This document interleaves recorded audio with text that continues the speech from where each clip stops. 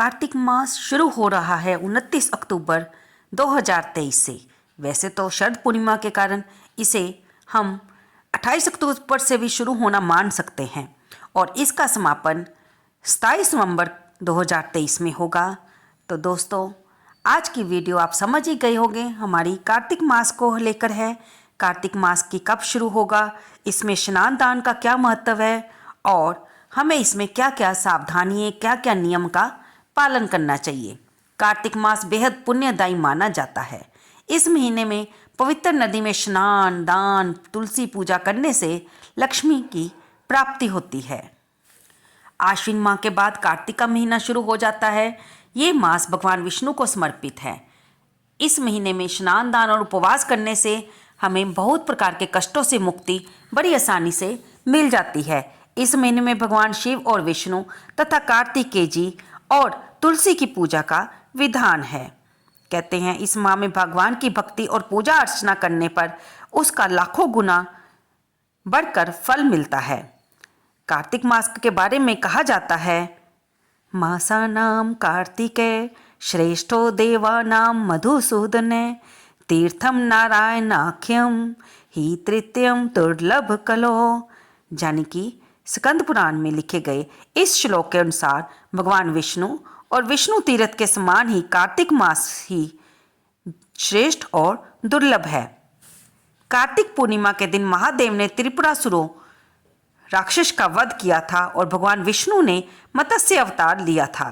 कार्तिक महीने में भगवान विष्णु मत्स्य अवतार लेकर जल में रहते हैं। ऐसे में कार्तिक के पूरे महीने सूर्योदय से पूर्व नदी या तालाब में स्नान करने और दान करने से वैकुंठ लोक की प्राप्ति होती है और भगत पाप मुक्त हो जाता है। कहते हैं स्वयं देवतागण भी कार्तिक मास में गंगा में स्नान करने धरती पर आते हैं। आइए जानते हैं हमें कार्तिक मास में क्या करना चाहिए। कार्तिक महीने में कौन सा नियम लेना चाहिए। आप इसमें कोई भी नियम ले सकते हैं।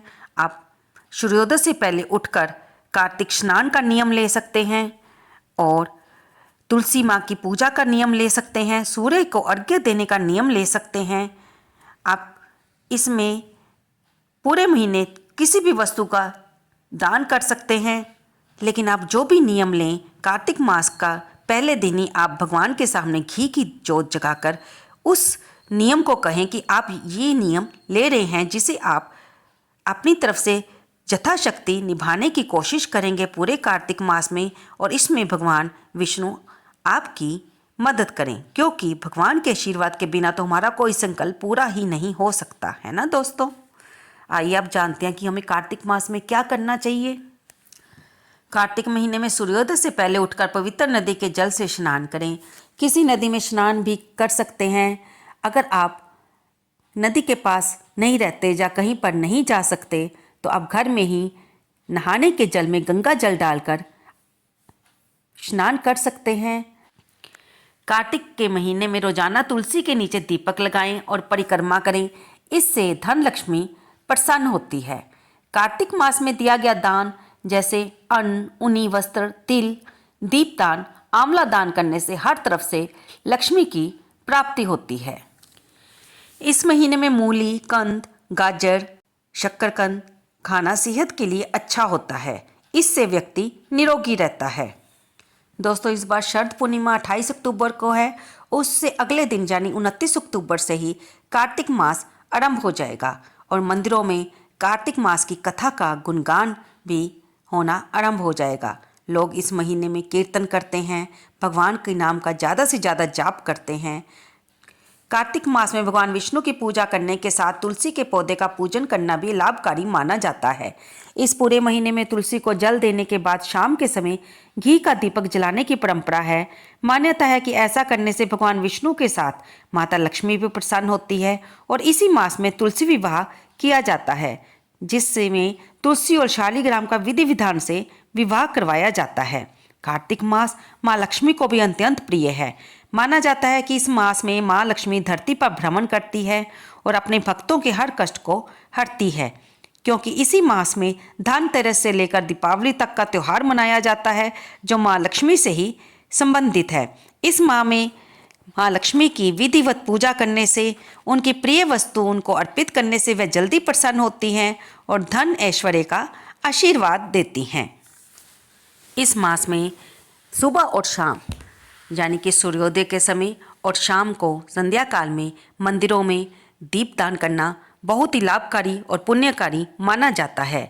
दीपदान का अर्थ होता है कि प्रभु के सामने, भगवान की किसी भी प्रतिमा के सामने, किसी भी स्वरूप के सामने आप घी का दीपक जलाएं या तिल के तेल का दीपक जलाएं, ताकि आपको भविष्य भी उज्जवल बना रहे। आप दीपदान किसी नदी पर, जलाशय के पास, किसी पवित्र स्थान में, किसी तीर्थ धाम में भी कर सकते हैं। कार्तिक मास में देव वृक्षों को भी पूरी तरह से पूजा जाता है, जैसे कि आंवले का वृक्ष, बेलपत्री का वृक्ष, तुलसी माँ का पौधा और पीपल का वृक्ष। ये देव वृक्ष कहलाते हैं। इनको पर जड़ों में जल देने से और इनकी दीपदान करने से घर में सुख, समृद्धि और ऐश्वर्य की बढ़ोतरी होती है। तो दोस्तों, ये सारी जानकारी थी कार्तिक मास के महीने के बारे में। आप कोई भी नियम ले सकते हैं। कुछ लोग इस महीने लहसुन प्याज को त्यागते हैं, तामसिक भोजन को त्यागते हैं। कुछ लोग इस महीने में चप्पल नहीं डालते, यानी कि जूती नहीं डालते। वे चाहे कहीं भी जाएं, लेकिन वे नंगे पांव ही जाते हैं। जैसे जैसे जिसको अपनी यथाशक्ति, शरीर की शक्ति के अनुसार ठीक लगता है, वह नियम को अपनाते हैं। लेकिन हम आपको बता दें कि आप जो भी नियम लें उसका संकल्प लें और उसे पूरा करने का प्रयास करें। और जो भी चीज़ आपने अन्न में भी खाने को छोड़ी है, उसको कार्तिक मास का पूरा होने पर उसी वस्तु का ब्राह्मण को दान दिया जाता है। जैसे आपने नंगे पाँव का संकल्प लिया है तो आपको जूती का दान करना चाहिए। अगर आपने गर्म वस्त्र नहीं डाले तो आपको कार्तिक मास समाप्त होने पर ब्राह्मण को किसी गर्म कपड़े का दान देना चाहिए। और अन्न में भी आपने जो छोड़ा है उसका सात्विक भोजन का आपको दान करना चाहिए। तो दोस्तों, ये सारी जानकारी थी कार्तिक मास के बारे में। हम आपको साथ साथ वीडियो में और भी बातें बताते रहेंगे। आप इन जानकारी को जानने के लिए हमारे साथ जुड़े रहें। अगर आप हमारे चैनल पर नए हैं तो इसे सब्सक्राइब अवश्य कर लें। और देखिए, हम बड़ी मेहनत से वीडियो बनाते हैं, तो आपका एक लाइक तो बनता ही है। कृपया इसे लाइक करें और अपने दोस्तों के साथ शेयर करें। कमेंट बॉक्स में जय विष्णु भगवान लिखना बिल्कुल ना भूलें। धन्यवाद दोस्तों।